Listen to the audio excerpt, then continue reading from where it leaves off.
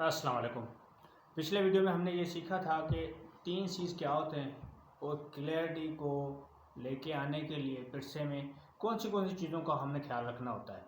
और आज इस लेक्चर में हम ये सीखेंगे कि कौन सी चीज़ों को हमने पिरसे बनाने के दौरान अवॉइड करना है। 4 चीज़ों को हम सीखेंगे, जिनमें नंबर 1 है कि we have to avoid our own comments. हमें अपने कमेंट्स से अवॉइड करना है वाइल राइटिंग पिरसे।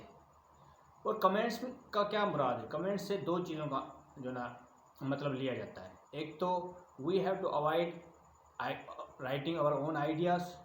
हमें अपने आइडियाज़ जो ना उनको अवॉइड करना है, क्योंकि आइडियाज़ पिरसे में देने के लिए आपको कोई गुंजाइश नहीं होती।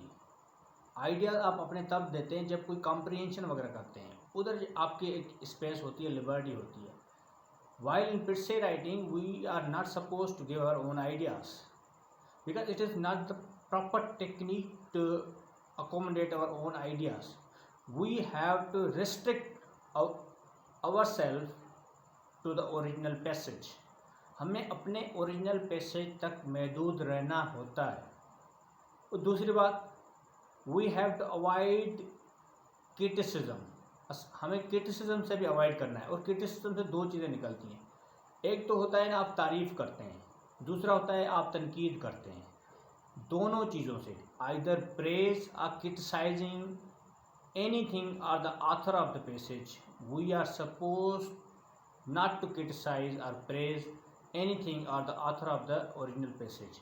हमें किसी तरह भी किसी भी पॉइंट को, ओरिजिनल पैसेज के किसी भी पॉइंट को क्रिटिसाइज करने की बिल्कुल गुंजाइश नहीं होती, चाहे वो हम तारीफ़ करें या उसको तनकीद का निशाना बनाएं। तो हमें अपने ओरिजिनल पैसेज तक रिस्ट्रिक्ट रहना होता है। दूसरा point, we have to avoid borrowing words, phrases and sentences.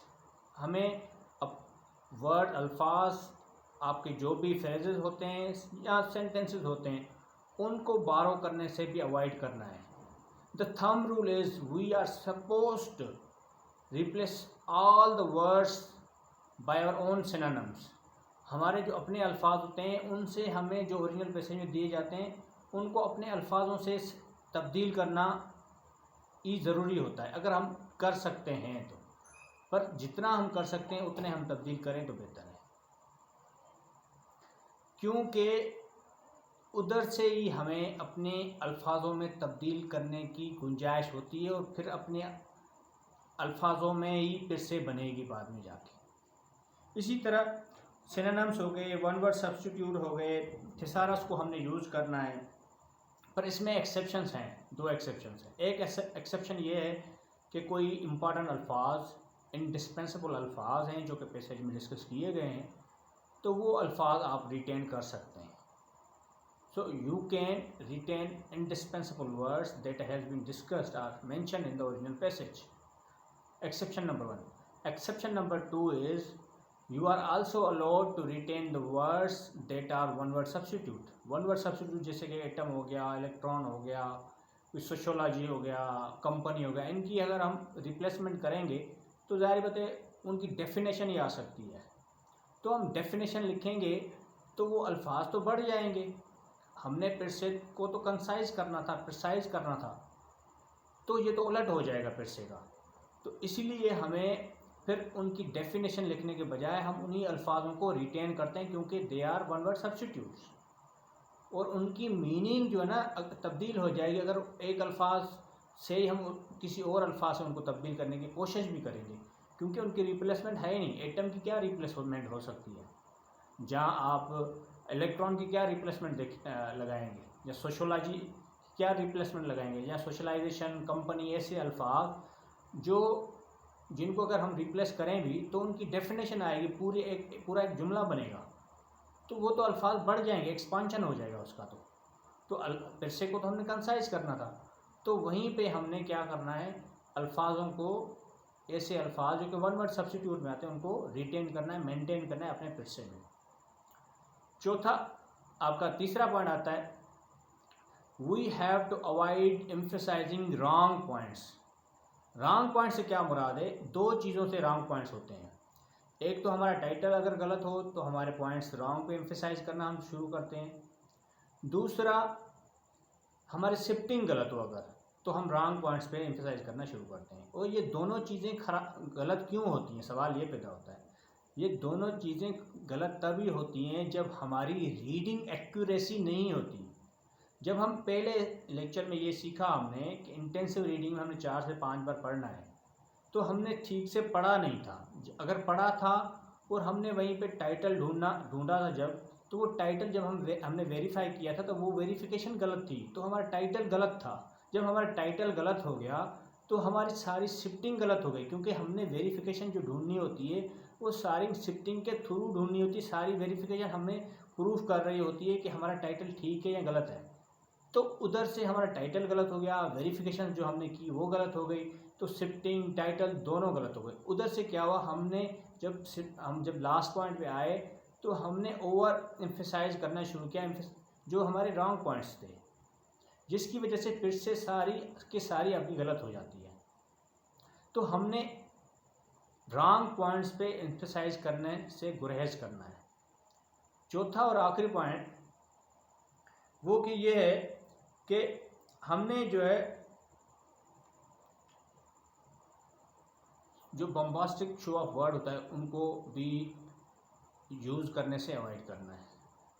उधर से क्या होता है, बम्बास्टिक यूज ऑफ वर्ड से हमें क्लियरिटी हमारी जो होती है, क्लियरिटी जो हमारी होती है वो डिस्टर्ब हो जाती है, क्योंकि क्लियरिटी से आपकी सारी पिस्सी गलत हो जाती है। क्योंकि आपकी क्लियरिटी अगर नहीं होती, हमने पिछले लेक्चर में ये पढ़ा था, अगर आपके पिस्से में क्लियरिटी नहीं है, इसका मतलब ये है कि आपकी पिस्से कंप्लीट भी नहीं है। इसका मतलब ये है कि आपकी पिस्से में कंटिन्यूस फॉर्म भी नहीं है। इसका मतलब ये है कि आपकी पिस्से में शिफ्टिंग भी ठीक नहीं है। तो इसका मतलब ये है कि आपके पिस्से में टाइटल और जो भी आपने सारे प्रोसेस किए हैं, कोहेरेंस का मसला, सारे ग्रामर का मसले, वहाँ से आपके एक्सपोज होना शुरू हो जाएंगे। क्योंकि क्लियरिटी का मतलब ये है कि आपकी क्लियरिटी इतनी होनी चाहिए, जब पढ़ें हम तो पढ़ने में एक फ़्लो आना चाहिए। एक पैसेज जब हम पढ़ते हैं तो उसमें पूरा एक ज़ब्त होता है, पूरा एक कोहेरेंस होता है। कोहेरेंट वे में एक जब हम पढ़ते हैं एक लॉजिकल कोहेरेंस होता है, एक वर्बल कोहेरेंस मिला होता है, तभी हमें पता चल रहा होता है कि फिर से जब पैसेज पढ़ रहे हैं वो वाकई पैसेज एक दूसरे से कनेक्टेड है। एक जुमला दूसरे से दूसरा, तीसरा चौथे से, इस तरह कनेक्शन मिला के एक पैसेज आपका पैसेज बना होता है। तो जब कनेक्शन टूटा हुआ है, क्लियरिटी है ही नहीं, तो इसका मतलब है हमारे जो शुरू से लेकर आखिर तक प्रोसेस है वो सारे के सारे गलत हैं। तो आपकी क्लियरिटी इतनी इम्पॉर्टेंट है कि क्लियरिटी के बगैर आपकी पिस्से बन ही नहीं सकती। जब हम उसको पढ़ें तो ये पता लगे कि शुरू से लेकर आखिर तक एक लॉजिकली कोहेरेंट पिस्से बनी हुई है, उसी को पिस्से कहेंगे हम। उसमें पूरी मीनिंग आनी चाहिए, उसमें पूरा मतलब निकलना चाहिए, तभी जाके हमें पता चलेगा वाकई ये एक पिस्से ठीक बनी हुई है। तो आज हमने 4 पॉइंट सीखे। एक पॉइंट था avoid writing your own comments, दूसरा पॉइंट था उसमें 2 पॉइंट से कमेंट्स में क्रिटिसिज्म से अवॉइड करना है, अपने आइडियाज़ से अवॉइड करना है।